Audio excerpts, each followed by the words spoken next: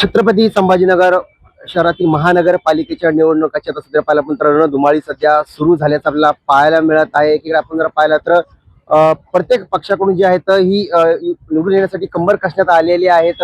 महत्वाचा भाग जर आता मी पाहिलं तर छत्रपती संभाजीनगर शहरातील प्रभाग क्रमांक 17 आहे. मी या मतदारसंघात सध्या उभा आहे. आपण या ठिकाणी बघू शकता की प्रसिद्ध एक भोला वडापाव सेंटर आहे. या ठिकाणी अगदी अनेक वर्षापासून या ठिकाणी नागरिक वडापाव खात असतात आणि काही या ठिकाणी स्थानिकचे काही युवक आपल्या सोबत या ठिकाणी पाहायला मिळत आहेत.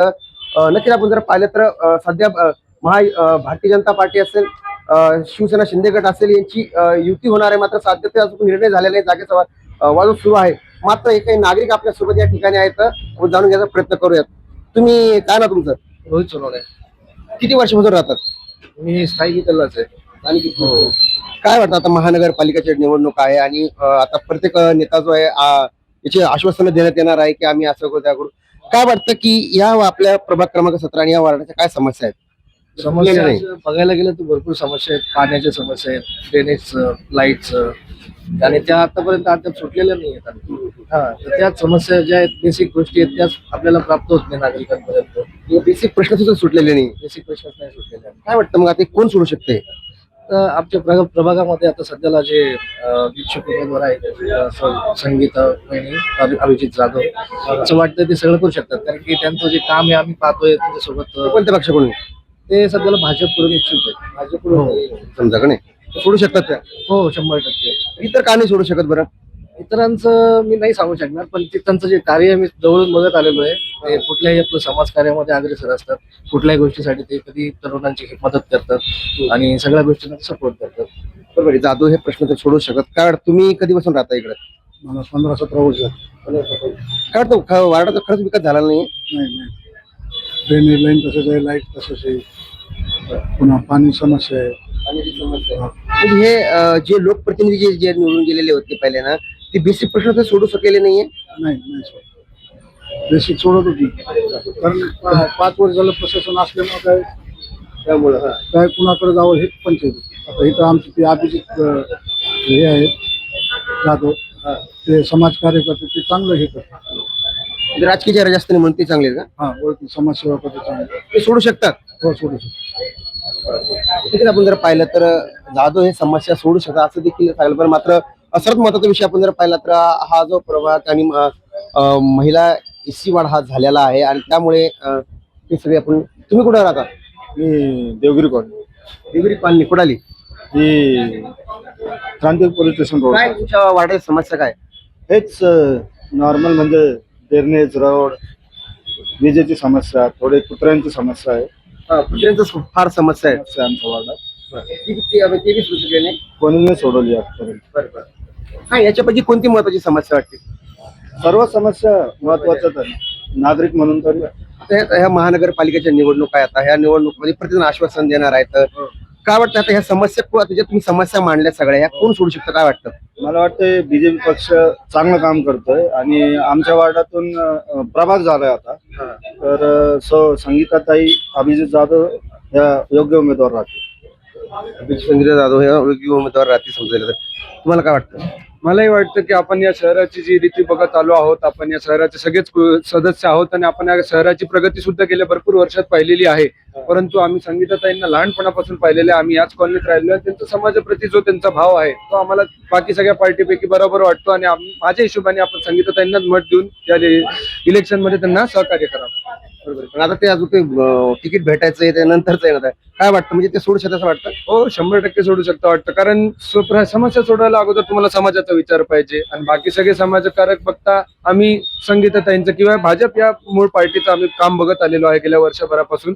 सो आम्हाला वाटतं की या समस्या ज्याही काही लोकांनी सांगितलेल्या अजूनही 100 समस्या असतील, पण त्याच्यापैकी जर कोणी थोडाफार जरी बदल आणू शकेल तर आमच्या हिशोबाने आम्हाला संगीताताई वाटतं. पण काय वाटतं मग इतर बरं, इतर का नाही सोडू शकत या समस्या? नाही इतरही ते निवडून जाणार आहे, इतर का नाही सोडू शकत या समस्या असं वाटतं? इतर समस्या सोडू नाही शकत असतं ते इतकं सोडवलं असतं.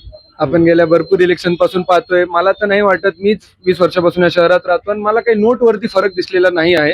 तर आता यांना आपण वोट देऊन बघूया आणि बघू शकतो आपण की पुढे काय होतं काय नाही. आपल्याच समाजातील लोक आहेत, आपण यांना बघत आलेलो आहे. असं मला वाटतं की या गोष्टीच्या चांगल्या होण्याची शक्यता जास्त आहे. बाकी नेत्यांपेक्षा.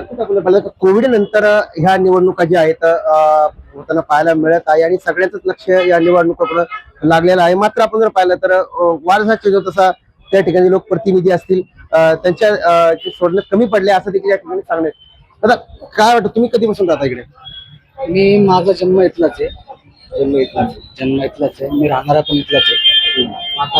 आता प्रभाग झाल्यामुळे भरपूर जण इच्छुक उमेदवार म्हणून आहेत. पण आमच्या वार्डातले भरपूर प्रश्न असे आहेत की रोड आहे, पाणी आहे, वेळेवर पाणी येत नाही. एका ठिकाणी रोड बनला तर दुसऱ्या ठिकाणाचा रोड बनवत नाही. असे भरपूर लोक आहेत की ते बरोबर वेळेवर काम करत नाही. आता आमच्या प्रभागात एक संगीता अभिजित जाधव म्हणून ते उमेदवार म्हणून इच्छुक आहेत. त्यांना जर तिकीट वगैरे मिळालं तर ते चांगलं काम करतील.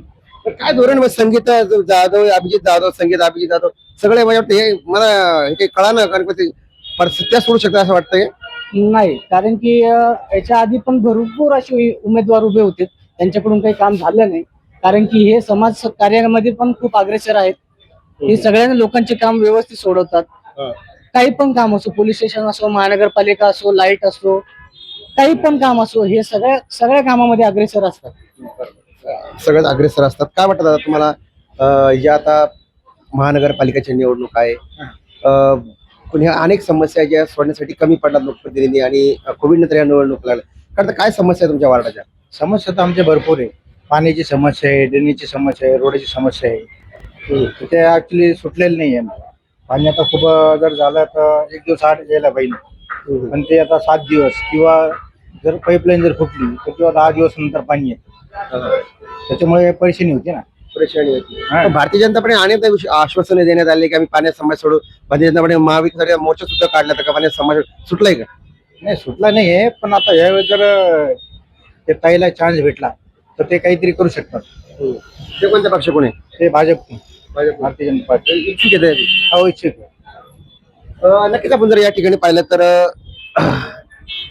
ह्या वेळेचा जर पडदा भारतीय जनता पार्टीला संधी जर दिली तर या समस्या सुटू शकतात. मात्र सर्वात महत्वाचा विषय हाच आहे, कारण की अनेक समस्या ज्या आहे या समस्या प्रभाग क्रमांक 17 जो आहे या प्रभाग क्रमांक 17 ज्या समस्या सुटू शकलेल्या नाही आहे.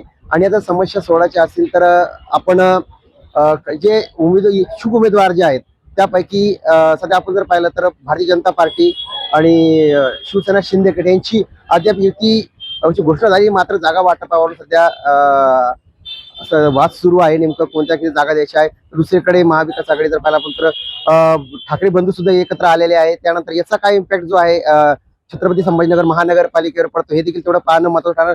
मात्र जागा वाटपावरून आता नेमकं भारतीय जनता पार्टी काय निर्णय घेते किंवा कोणाच्या पार्ट्यामध्ये हे उमेदवारी अर्ज जो आहे टाकण्यात येतो हे देखील तेवढं पाहणं आता महत्त्वाचं ठरणार आहे. मी देवरात्रे, छत्रपती संभाजीनगर.